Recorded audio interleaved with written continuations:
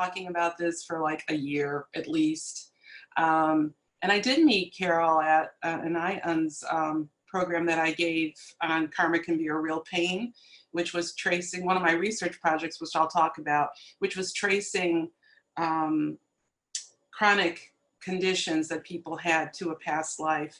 And so I made that presentation and met her and was delighted to find out that she had quite a bit of experience in the realm of life between lives, which many of you know Michael Newton's work, and having a fellow professional past life regressionist and student of life between lives was a real asset for the research that I was doing for my new book. So having her participate just bumped it up a level, and I'm really grateful.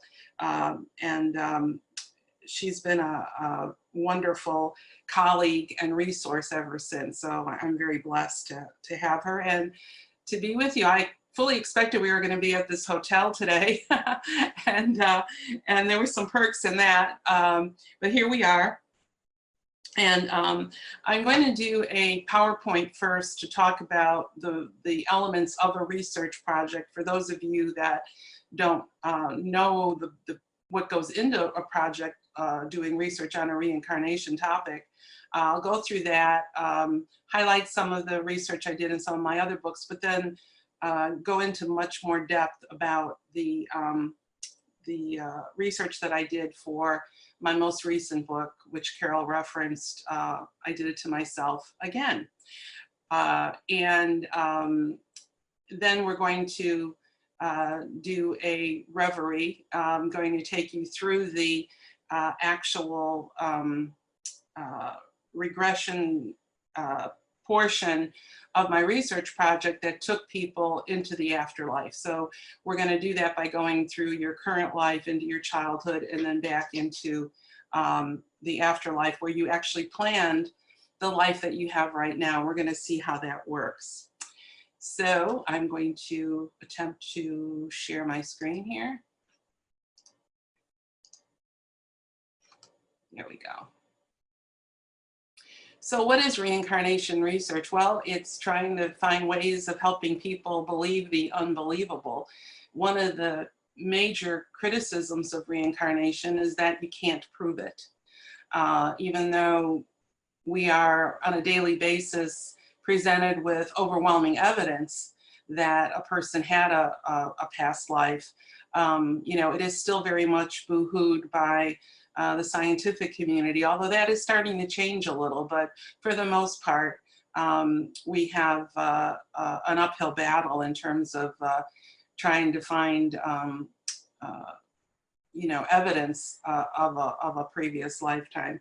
A lot of work has been done in this area, certainly a lot of work done by Dr. Ian Stevenson and then his successors over at the Department of Perceptual Studies at the University of Virginia, right here in Charlottesville, Virginia, which is where I live.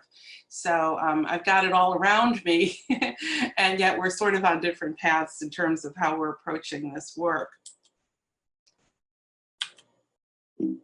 Oops. There.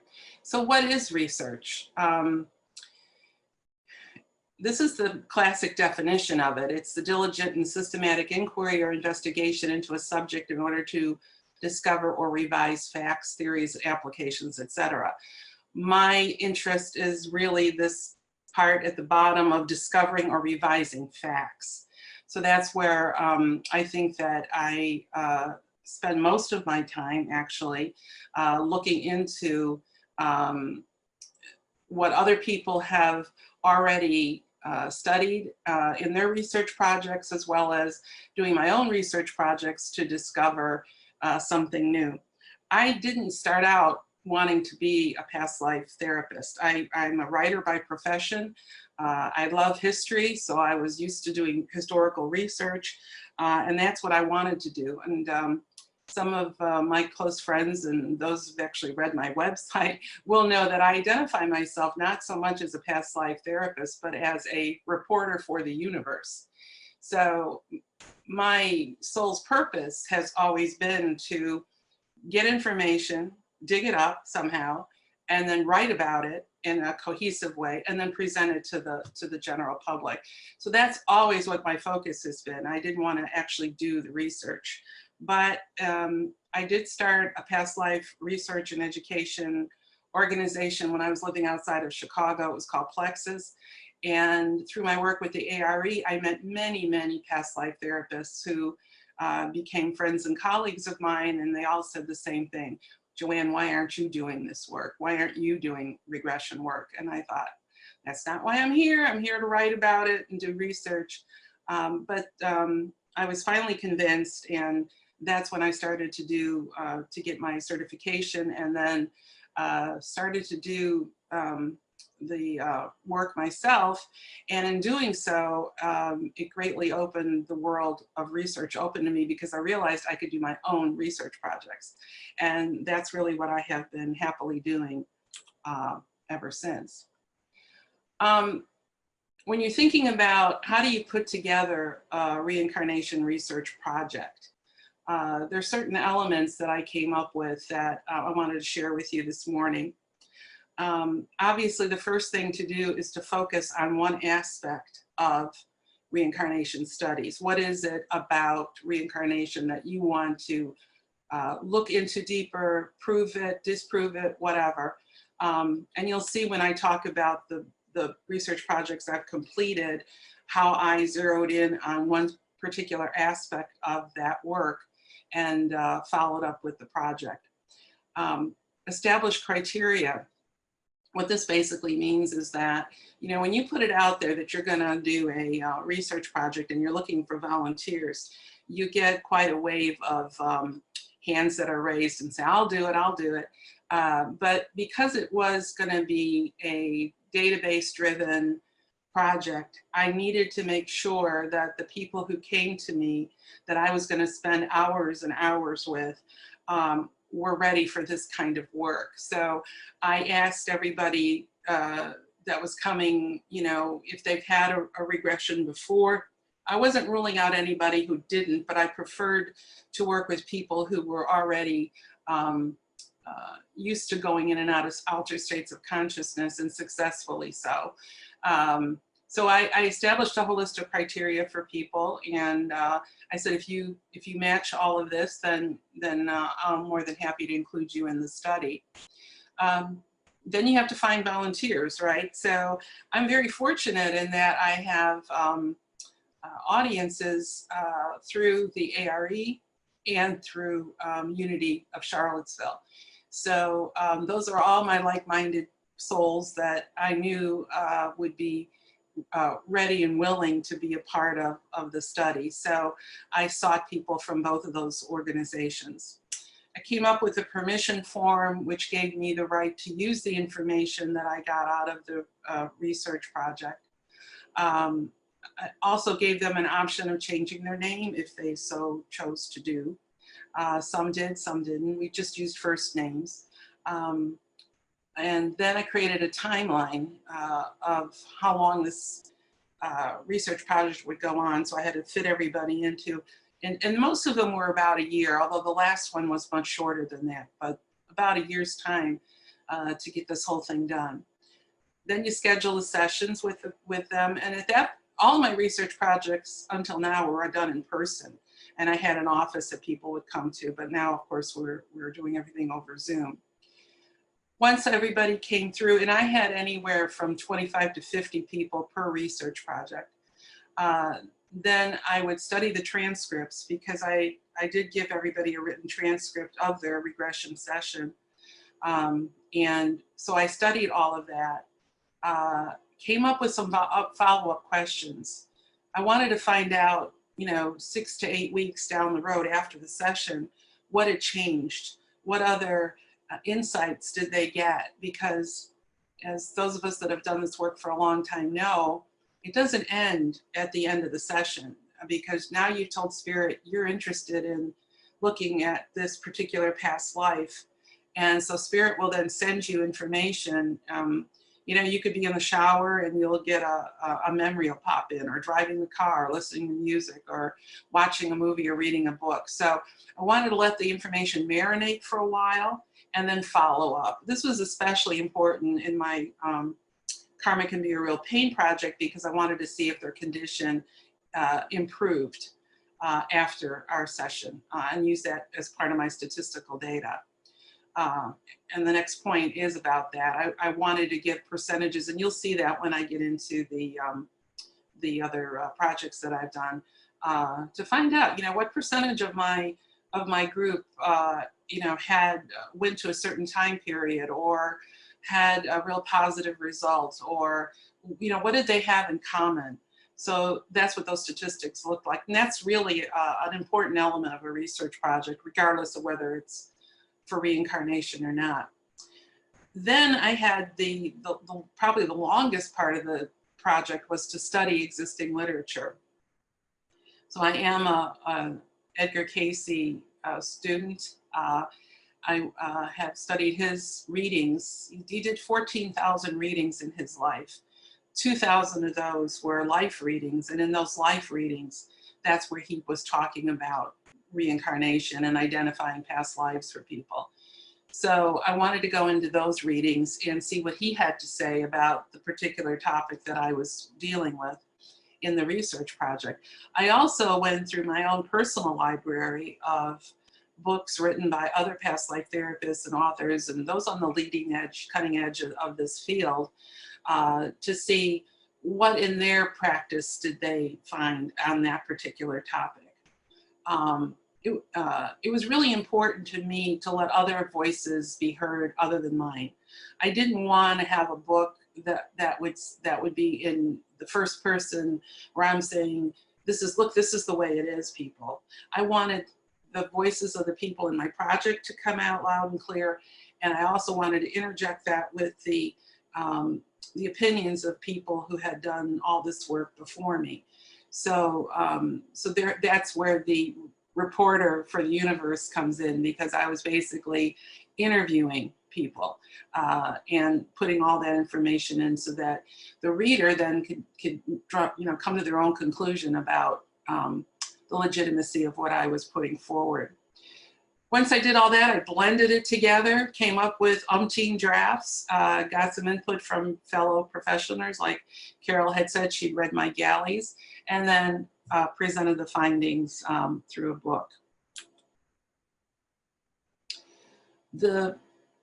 One of the first books, this is actually my second book, Your Soul Remembers. This one came about quite by accident. I was working with a tape that, a cassette tape, this is how long ago it was, that Dick Sutphin had done. Now, he just recently passed away. I don't know if any of you know him. I considered him one of my teachers, one of my great mentors.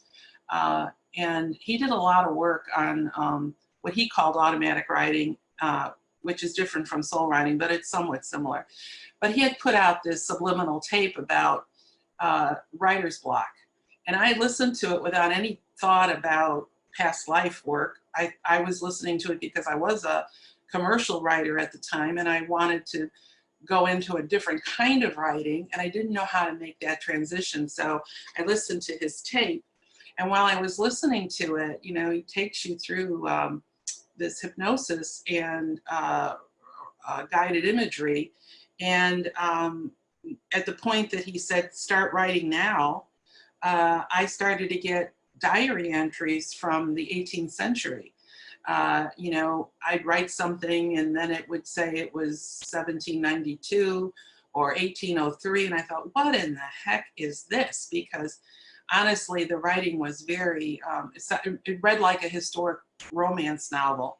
And I didn't understand at all what I was getting, but it was very intriguing. And then I think after a while, I realized that it was during the process of that subliminal tape that he had produced, I had allowed my conscious self to submerge, and my subconscious came forward, and my past life aspect came forward.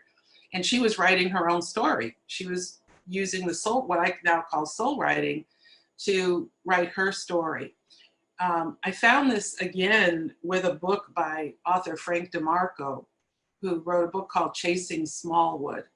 And in that book, Frank would describe his process, which is he would get up early in the morning, get his cup of coffee, sit at the kitchen counter, and then have a conversation with his past life aspect, who is Joseph Smallwood, who was a Confederate soldier during the Civil War. That book is fascinating, Chasing Smallwood, if you want to get a book that you'll really get into, because he's talking to himself from 100 or so years ago. And I just found that really, really fascinating. And I thought, well, if Frank did it that way, I'm doing it this way. How about a research study to see if the average person can get past life information using soul writing? And that's what this particular project was all about. I had 50 volunteers for this one.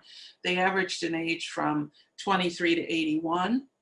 And then I would do a past life regression, and then that led into the soul writing session. So when I add soul writing to my sessions, what I do is when the regression is over, I'll put the pad of paper on their lap and a pen in their hand. And while they're still in an altered state, I'll bring them almost all the way up. But I'll say to them, let's ask your soul if there's any other information you can get through writing that you didn't get in the regression. And that's what this particular research project chronicled. And it was absolutely astonishing to have a dialogue, actually a dialogue with your former personality. It's what Cayce would refer to as meeting self. All through the Cayce readings, when he talks about reincarnation, he says you're meeting yourself. So I thought that was a nice segue into the work that I did for that book. I still include soul writing as an option for people when they come to me for a regression. So, and while they're doing the writing, I'm doing the writing too. I'm asking my friends upstairs, can you give me any information on behalf of this, this person? And that work is based on the shamanic journeying, and it's been really phenomenal, the depth that we go to when we add the soul writing to a session. I mentioned earlier that I did a research project on chronic illnesses. Are physical and mental illnesses the result of karma acquired in a past life? And if so, does uncovering that lifetime lead to healing? That was the premise of that particular project. Again, I had 50 people involved in that. There are 23 of them in the book. They ranged in age from 34 to 74. And they came to me with all sorts of chronic illnesses. I had people with arthritis, diabetes, joint and limb pain. I had people with head trauma, weight and digestive trouble, sexual dysfunction, skin conditions, liver and kidney issues, drug and alcohol abuse, and mental illness. So with this, we did a regression specifically asking the soul to lead them to the lifetime in which this chronic illness first manifested. We followed up with the soul writing to go in a little deeper.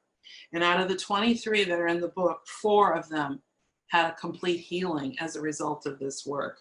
7 said their condition improved substantially. 8 said their condition was unchanged. 2 said it got worse. 2 could not be classified because they had already done some healing work prior to the session. And the 2 that said it got worse, they had been to the point of almost no return in terms of how their illness had progressed. But having 4 have a spontaneous healing was absolutely mind-blowing to me. It was a very humbling experience to see this and to see the emotional response that people had of gratitude. And that's how powerful past life work is in terms of what it can do to change your life. And this was a case of tremendous healing that went on.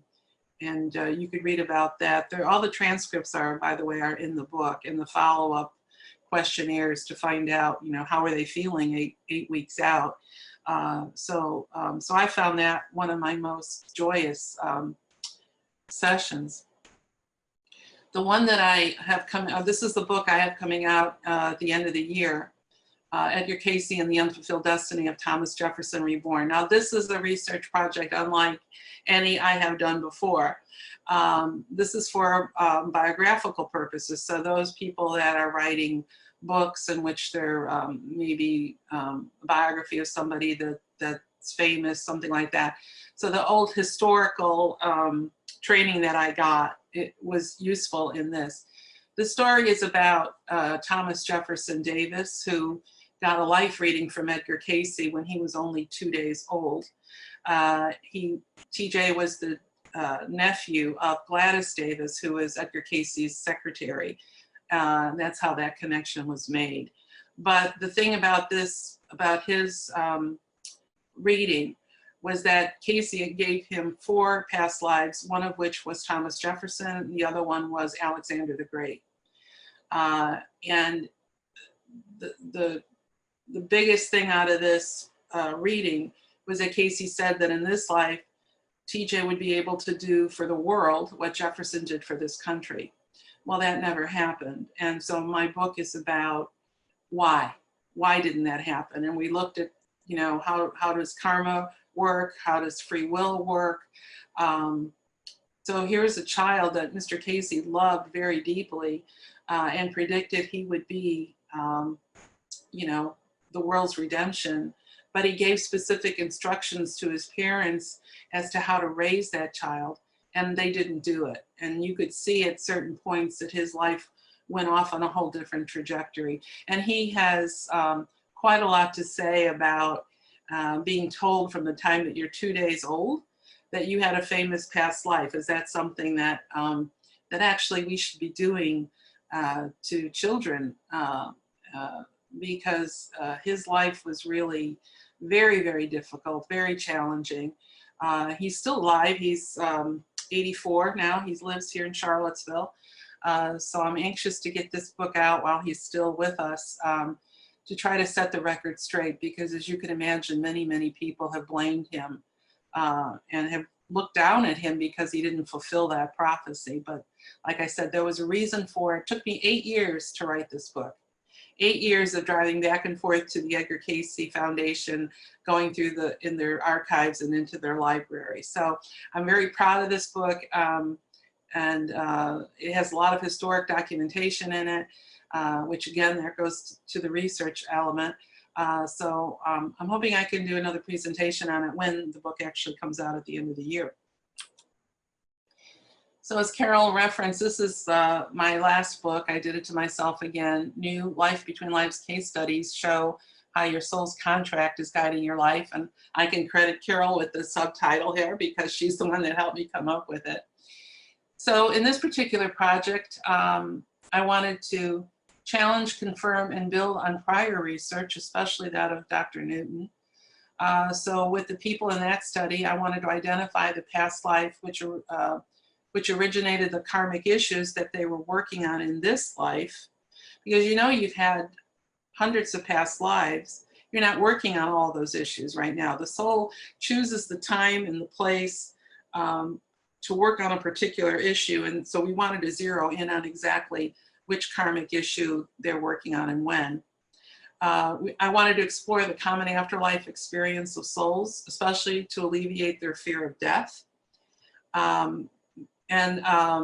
For people to see that their life experiences were really a means for their soul's growth. It wasn't a vindictive thing where they could blame others. That's where the title comes from. I actually did it to myself. I planned this out to be this way. And so I wanted to do a project that would the book would be based on that premise. Some of the research challenges that I face, this is the danger of reading other people's material when you go into a research project, is because you're confronted with what other people have said, and sometimes it doesn't gel. For instance, in the Newton material, he classifies souls as young, new, or beginner versus old and advanced souls. I don't particularly find that to be true. I don't believe there is such a thing as an old soul. That we were all created at the same time. And so I kind of went into that a little bit. He also said souls were not perfect. And that didn't gel with me either. And he said that souls who committed heinous acts were not permitted to return. Now, if you know anything about karma, you know that there's no way to redeem or balance that karma unless you can come back and and deal with it. Cayce said everything that starts on the earth has to end on the earth. So I didn't really believe in that either. So those were some of the things that I was facing in terms of what others had found prior to my research. Some of my design issues in designing the project were, how do I get people to the afterlife? Do I go forward or do I go backwards?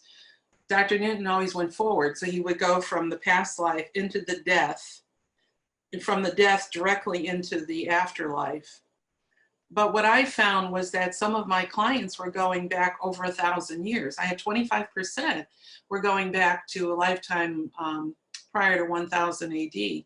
So they couldn't just go from that death into the afterlife session in which they were planning their this current life, because they had many lifetimes in between. So I decided that we would go backwards. I didn't want to ask leading questions. For instance, in his research, he would say, before you is a gateway, and describe that. And I thought, what if they don't see a gateway? So I would frame the question to be, do you see a gateway? And if you don't, what do you see? So I didn't want to put an expectation in their mind while they were under hypnosis that they were actually seeing something that they weren't seeing. So that became important to me, to how to word those questions. And then full disclosure, I addressed questions up front. I didn't want any surprises. So I did spend some time describing exactly what we were going to be doing and why.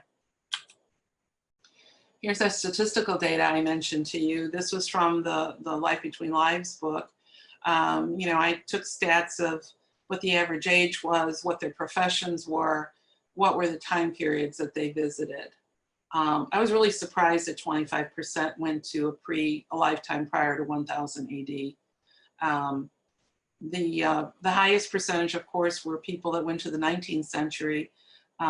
Most of those were, I believe, in the United States. And since our history doesn't go back that far, I wasn't surprised. It does go back that far, but it doesn't go back as far as 1000 AD. So the majority of people had a lifetime sometime in the 1800s. These are the main questions that I asked during the course of our study. I had come up with the questions, obviously, in the planning stages of the research projects. These were each of the areas that I wanted to get some in-depth information about. So I asked them, what did it feel like to die? What's the afterlife look like? All these questions were meant to find commonality between my volunteers.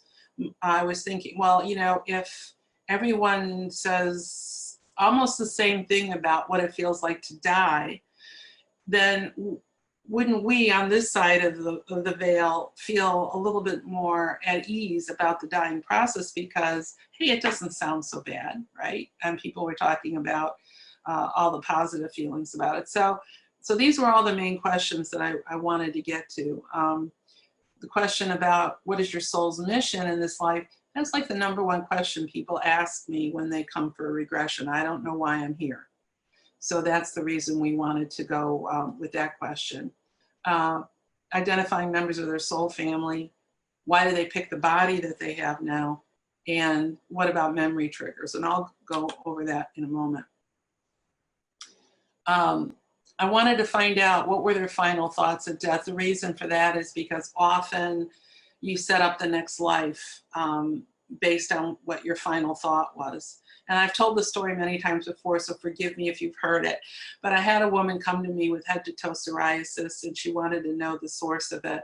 Found out it was a past life in the Old West in which she was a call girl.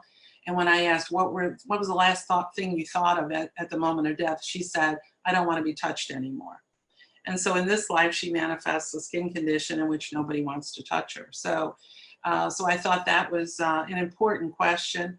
Dr. Newton said none of his subjects experienced any kind of emotion in spirit world, and yet almost all of mine did. It was either a positive or negative emotion. And they had very powerful thoughts. I should have done more. I should have loved more. All of these are things that in this life they are actually doing. So if in the last life, the life that's impacting you now, your last thought was, I should have loved more, then in this life, you're really working on doing that. doing exactly that, loving more. This is the question about what does it feel like to die? And this was really a surprise for me. Everybody said it was a gentle and painless process. They had a sense of freedom, of release and relief. They were fully conscious and said it was a positive experience. Some said they felt like their soul was squeezed or popped out of their body, or they got a hard yank. But 92% said they could move around freely, and most left immediately. So it wasn't like people with a near-death experience who say they hover and you know, they can tell you what they heard the doctor say or what was going on around their body. Most of these people they knew that was it and they just took off.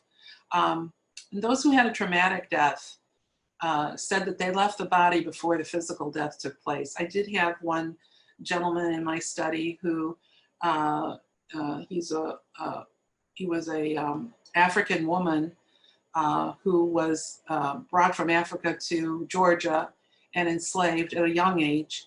And she resisted the advances of the slave owner's son. And it angered him so much that he decided to make an example of her. And so he had a party atmosphere. He invited all the local landowners to come and watch as he beat her to death. He whipped her to death. He said that his body, that soul left that body before the physical death occurred.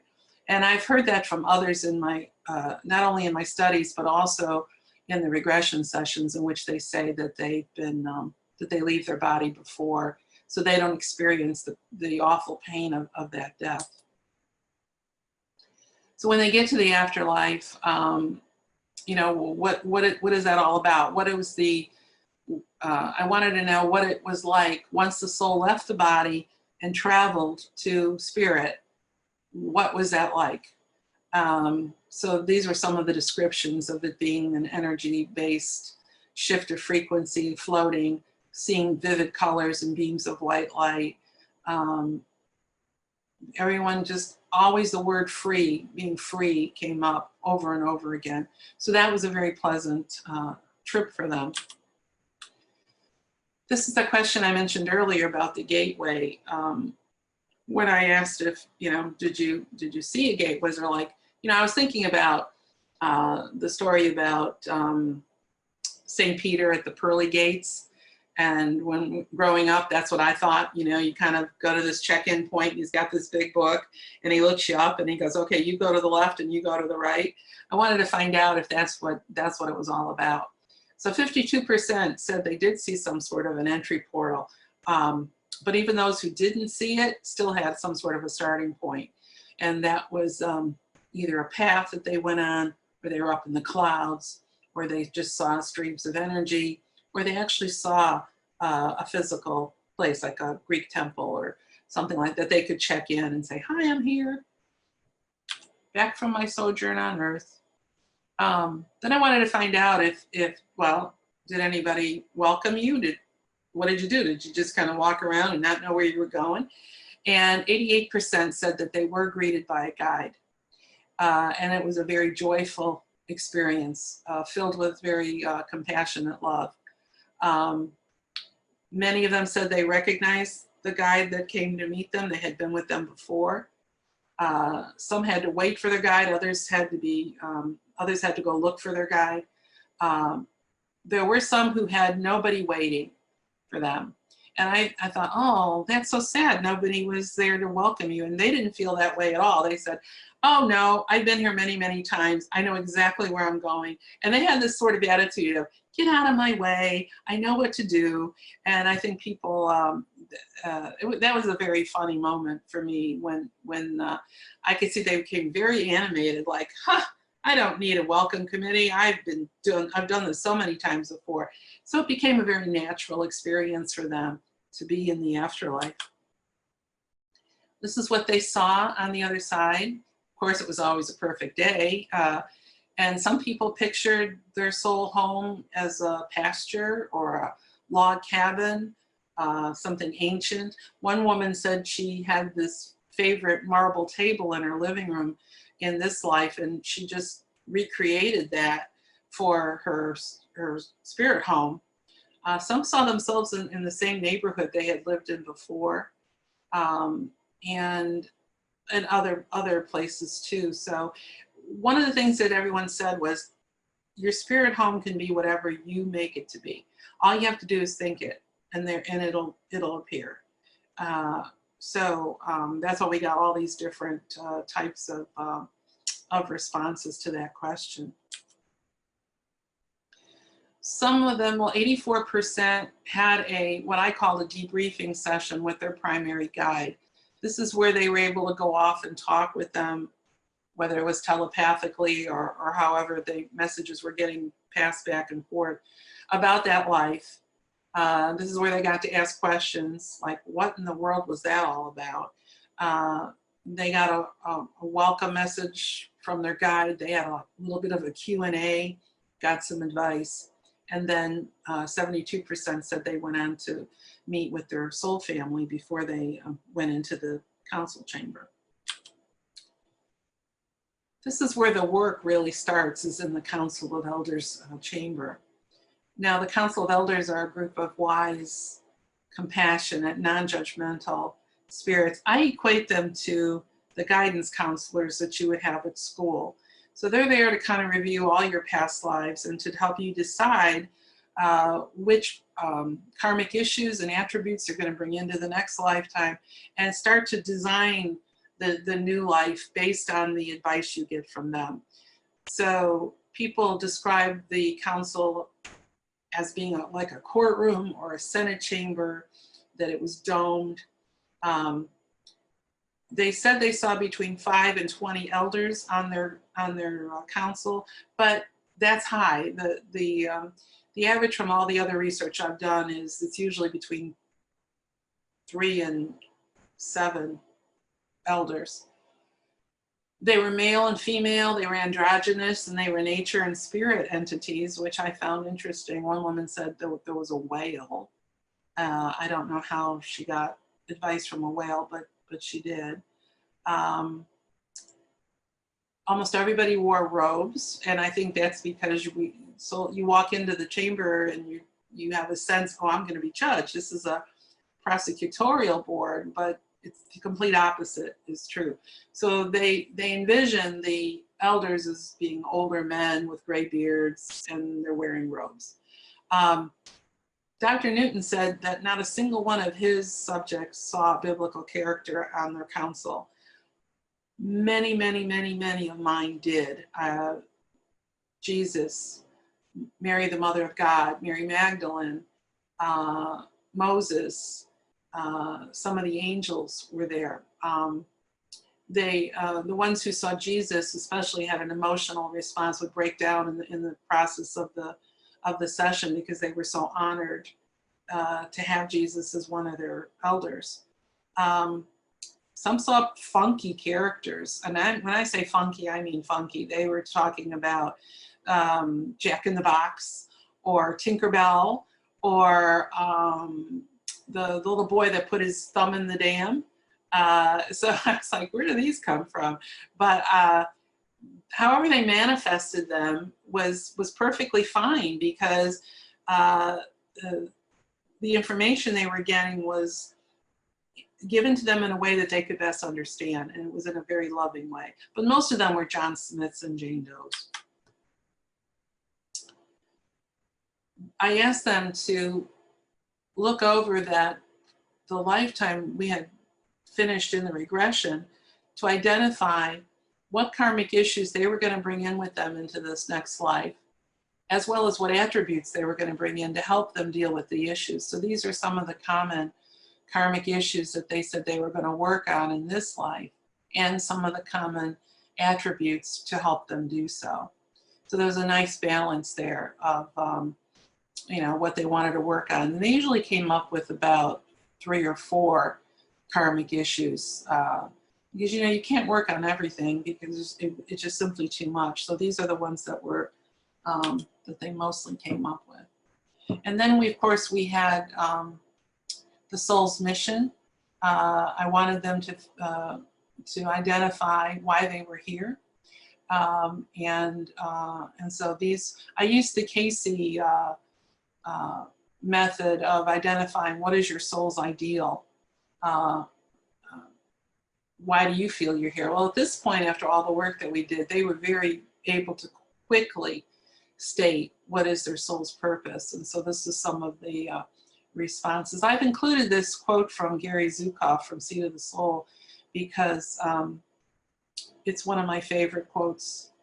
A soul that agrees to incarnate into a lifetime in which it has significant potential to affect the lives of many is a great soul. The quality of power of such a soul is great. It is global. Its capacity to touch the lives of millions and indeed billions of human beings is very real, and so will be its karmic debt if it fails in its task to advance humanity. Now, that's pretty heavy, don't you think? That's why it was so important for everybody to be able to succinctly state why they're here, what is their soul's purpose. This is just a quote from two authors about what it's like to work with the elders. I think the last part of it is the most important, where it says the judgment that occurs during the life review is a judgment that comes from within. No court, judge, or jury is required. So again, that idea that working with the elders is somehow judgmental was not the case at all. You really are harder on yourself than anybody else could be. Now, this is something that people, when I do a regression, they're really surprised to find out that you actually chose your parents. And I tell that to my kids sometimes, you know, you picked me, what do you want? And then other members of your soul family play an important role in your life script. Now, choosing our parents, there's a lot that goes into that. So one of the questions I asked in the study was, have your parents been with you before? And if they have, what role did they play? Because I was trying to see if there's any karmic relationship going on there. Did they come as a package deal, or were they, or did you choose the father and then the mother just came along because she was with the father? What opportunities for growth did your parents give you that if you had picked another set of parents, that would not have happened? Because you know, when you pick your parents, you're picking your socioeconomic background. You're going to pick you'll know what race you're going to be. You'll know what religious tendencies you'll have, at least in the beginning. You'll know what neighborhood you're going to live in. You know, all those sort of things get wrapped up in that choice of mom and dad. So it's important to understand, especially if you have a tumultuous relationship with your parents, look at the lesson that they provided for you that you wouldn't have gotten. And this is all about your soul's growth, isn't it? So not about blame. And have they taught you something, or are you the one teaching them? So those are some of the questions that we asked there. And then picking a body. There's different theories about our body, the bodies that we have now. Dr. Newton said they're almost never genetically related to our current family. Cayce said it was rare to return to the same biological family. I know that there are entire cultures that believe that you do return to the same biological family, but this research pointed in the other direction. Like Dr. Newton said, we have layers of male and female qualities, but we generally pick one over the other 75% of the time. So I have 75% of my past lives have been in a female body. But I did have some male lives, but they were minor in comparison. Cayce said gender is based on what you want to accomplish in the coming life. And it's selected for challenges or privileges that it would bring you. And I had people in my research project who did talk about, you know, I wanted this body because I knew it would give me some privileges. Or hardly anybody talked about challenges, but that has certainly been known to happen. Females tend to want to be female because they want to experience childbirth, males because they want to feel strong and powerful in their bodies. Some of them chose to be close to the previous life body. I had one gentleman who was a Roman soldier, very tall, and he described his complexion and everything. And in this life, he looks identical to that life. I know a young man who was, and famous past lives is a whole other topic, but I did know somebody that was Stonewall Jackson in a previous life, and he looks exactly like him in this life. So it gets a little difficult to deny who you were when you look exactly like that person in this life. And then they attended a prep class, and that's basically where they're given memory triggers. And basically for a memory trigger is the deja vu experience. So you go someplace or you meet somebody and you feel as though you've known them or been there before, but you don't know why. So these were all of the different types of memory triggers that people received prior to coming back to Earth. It was like the last thing they got before they got on that tram and headed back to Earth for another lifetime. And finally, I wanted to know, did you really want to come back here or not? And to my surprise, only 60% said they had a strong sense that, yeah, heck yes, I'm coming back. I want to be in a body again. 24% had a moderate desire, and 16% were downright resistant, but they came anyway because they knew that this was the only way that they were going to be able to work off that karma that they had identified. So from there, they got on their little tram. If you saw Defending Your Life, I think that's pretty close to what a lot of people described, and came back to Earth. So what I'd like to do now, I know I'm running a little late on time, is I want to go through the afterlife reverie with you, because I want to give you an opportunity to see what that felt like, what that feels like to go back, to reverse your journey from who you are today, the age you are today, going back into your childhood, going back into the womb, and then going back out into spirit before you were conceived. So that